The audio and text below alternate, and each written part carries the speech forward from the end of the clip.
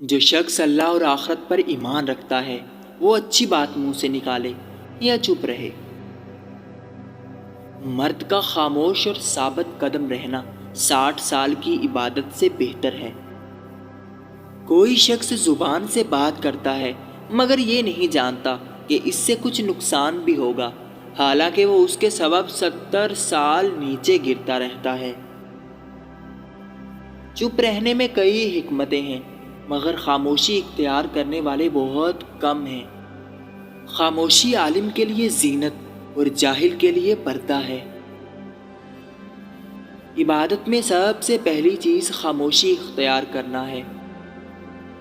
آدم کے بیٹے کے اکثر گناہ اس کی زبان میں ہیں۔ رب کے ہاں پیارے عملوں میں سب سے پیارا عمل زبان کی حفاظت ہے۔ دو آدمیوں کی زندگی کے سوا جینے کا کوئی فائدہ نہیں، ایک وہ آدمی جو لوگوں کے عیبوں پر پردہ ڈالے اور خاموش رہے، دوسرا وہ جو علم کے ساتھ بات کرے۔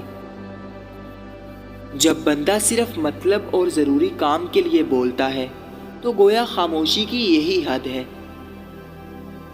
بے فائدہ بات نہ کرو، کیونکہ جب تو بولے گا تو وہ بول تیرا مالک بن جائے گا، تو اس کا مالک نہ ہوگا۔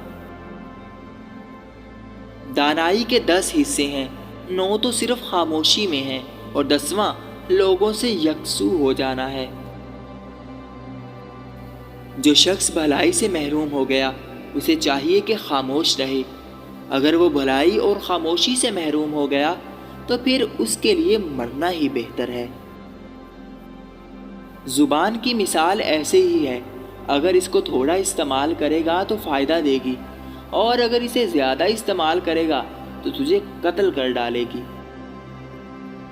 جب تجھے اپنی بات پسند آئے تو خاموشی اختیار کر، اور جب تجھے خاموشی اچھی لگے تو کلام کر۔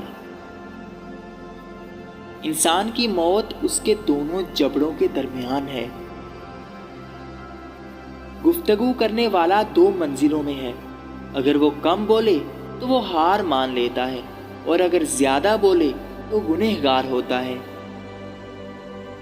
ایسی بات کرنا جس میں کسی کا فائدہ نہ ہو ضلالت اور گمراہی ہے۔ جو شخص زبان بند رکھتا ہے اور صرف آنکھ اور کان سے کام لیتا ہے وہ آرام سے رہتا ہے۔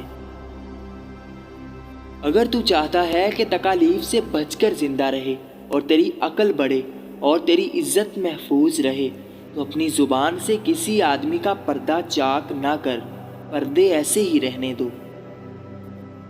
بولنے والا فتنے کا انتظار کرتا ہے اور خاموشی اختیار کرنے والا رحمت کا منتظر رہتا ہے۔ اگر تو خاموشی کی بیماری سے مر جائے تو تیرے لیے گفتگو کی بیماری سے بہتر ہے۔ بردباری انسان کی زینت ہے اور خاموشی میں سلامتی ہے۔ گفتگو تھوڑی کر اور شر سے پناہ مانگ۔